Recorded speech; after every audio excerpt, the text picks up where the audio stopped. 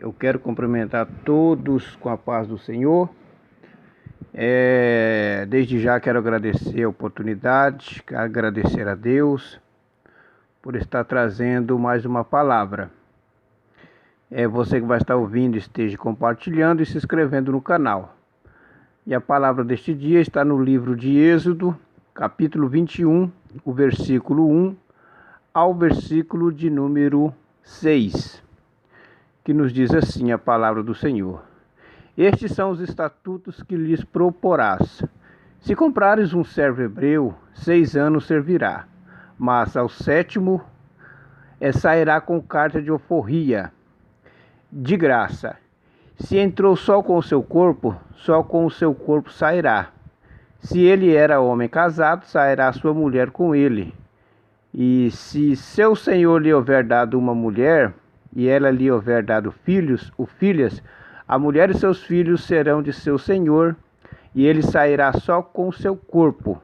Mas se aquele servo expressamente disser: Eu amo a meu senhor, e a minha mulher, e a meus filhos, não quero sair com a carta de alforria, então seu senhor o levará aos juízes, e o fará chegar à porta, ou ao pórtico, que significa porta pequena, e seu senhor lhe furará a orelha com uma sovela, e o servirá para sempre. Nesta oportunidade, eu quero vos trazer uma palavra com o seguinte tema: as 12 lições do servo da orelha furada. O texto diz: se comprares um servo hebreu.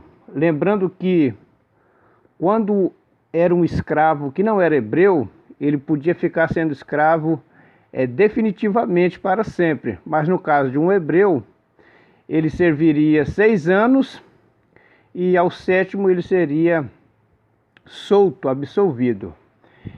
Dívidas ou outros problemas forçavam uma pessoa a ser vendido como escravo. Mas o que deveria ser feito ao escravo, hebreu, nesse caso, Moisés estabeleceu uma lei que determinava que o período de escravidão não excederia 6 anos. E no 7º ano o servo seria liberto. Também a servidão perpétua para os israelitas ela foi proibida.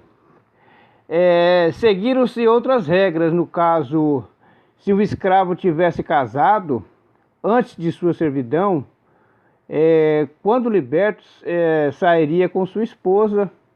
E no caso, se ele casasse durante o período de servidão, quando posto em liberdade, não levaria sua mulher e seus filhos. Mas se o servo, no tempo de ser liberto, não quisesse deixar sua família para trás, era permitido que se comprometesse com a servidão perpétua. Então ele seria levado perante os juízes da cidade e teria a oportunidade de declarar suas intenções. Consequentemente, permaneceria sujeito para sempre. Isso seria indicado em seu corpo, uma marca física feita pelo seu senhor, que seria furado a sua orelha. Então eu quero vos trazer uma lição, as 12 lições dentro desse texto. A primeira lição: quando ele furava a orelha, ele tinha um dono. Ele tinha um dono que agora era o seu senhor. Assim também somos nós, outrora escravos, agora temos um dono que é Cristo Jesus. Ou seja, assim como ele estava comprometido, nós também agora estamos comprometidos com o nosso Senhor e Salvador Jesus Cristo. A segunda lição: ele estava preso por amor, porque o texto disse que se ele estivesse amando o seu Senhor, então ele estava preso por amor.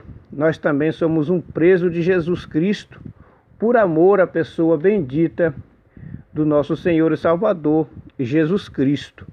A terceira lição: ele deixou de ser escravo, para ser servo do Senhor.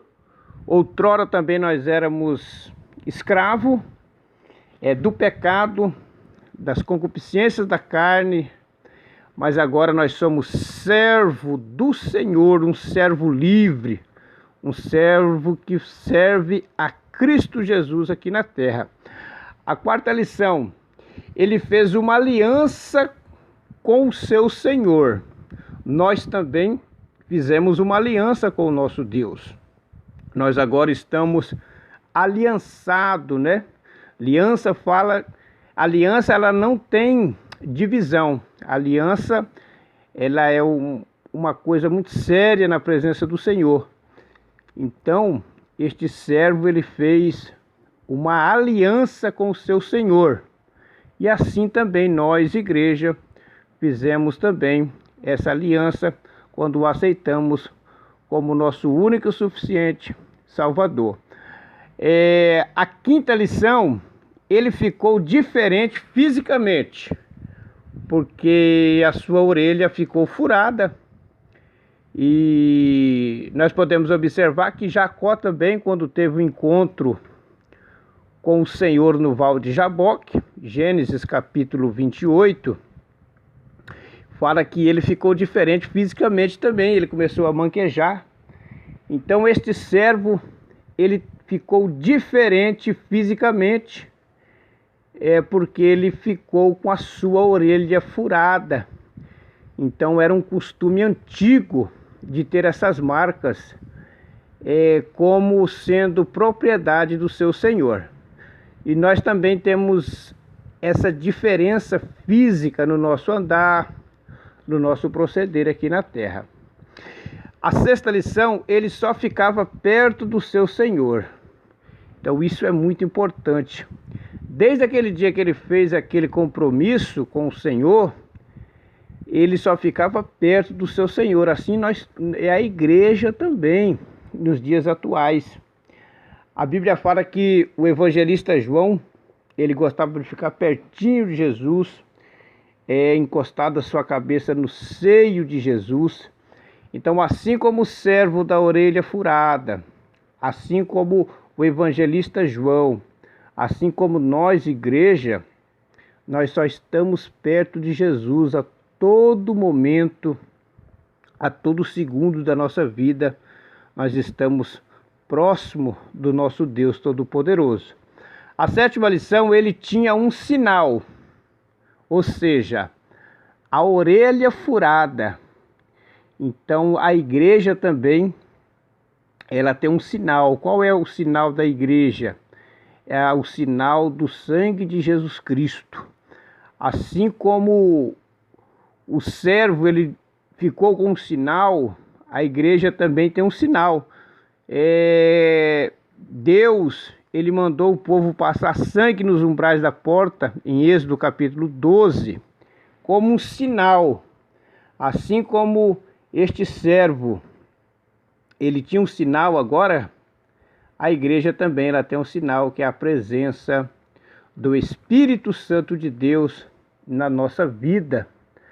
É o brilho do Espírito Santo na nossa vida como um sinal que nós servimos ao nosso Senhor. A oitava lição, ele abriu mão do passado que vivia. Então ele não queria retroceder mais. Ou seja, ele tomou a decisão de ficar ali. Ele abriu mão do passado que vivia. Assim como o filho pródigo também, que outrora saiu da casa do seu pai, foi para uma terra longínqua, gastou tudo indevidamente, né? A palavra pródigo significa aquele que desperdiça, né? Então, mas ele voltou para a presença do seu Senhor. Então este rapaz da orelha furada, ele abriu mão do passado que vivia para agora viver uma nova vida na pessoa bendita de Cristo Jesus. A nona lição, ele tinha uma identidade. Qual era a identidade deste jovem da orelha furada? Ele tinha uma identidade. Onde ele chegava, as pessoas já observavam que ele tinha essa orelha furada, então ele tinha uma identidade. Nós também, como Cristo, servos de Cristo aqui na terra, nós temos uma identidade também, que é o sangue de Cristo na nossa vida, que é o brilho do Espírito Santo na nossa vida, que é o comportamento da igreja aqui na terra. Nós temos uma identidade interior, que é o Espírito Santo de Deus dentro da nossa vida. A 10ª lição, ele era diferente dos demais. Então, onde ele chegava, as pessoas já observavam que ele andava diferente, ele tinha uma identidade, ele tinha um sinal, então ele era diferente dos demais. A Bíblia fala em Mateus 5, capítulo 5, versículo 13, que nós somos o sal e a luz deste mundo. Então o sal, ele tem que ser bem controlado, não pode ser de mais e nem de menos. E nós somos a luz deste mundo, ou seja, nós somos diferentes porque nós servimos ao nosso Deus.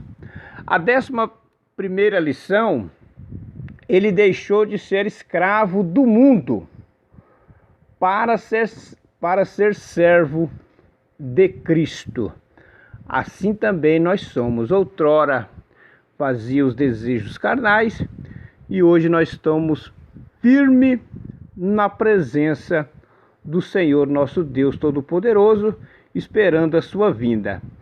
E a 12ª lição, ele era ilustre, conhecido pelos juízes e pelas autoridades, porque quando ele decidia ficar para sempre com seu Senhor, era chamado os juízes. Aí fazia ele chegar à porta ou pórtico, que era uma porta pequena. Ali eles pegavam a sovela, que era uma espécie de agulha, e furava sua orelha. E automaticamente ele ficava sendo conhecido pelos juízes, pelas autoridades ilustres daquela época. Assim também somos nós, cristãos aqui no mundo. Somos conhecidos, o nosso andar é observado, o nosso falar é observado, a nossa postura ela é observada, o nosso procedimento ele é observado também, a nossa maneira de tratar as demais pessoas é observada, porque nós somos diferentes, nós temos uma identidade, nós fizemos uma aliança com o nosso Deus. Então que Deus abençoe os irmãos, que esta palavra venha nos fortificar e nos fazer crescer a cada dia mais na presença do Senhor.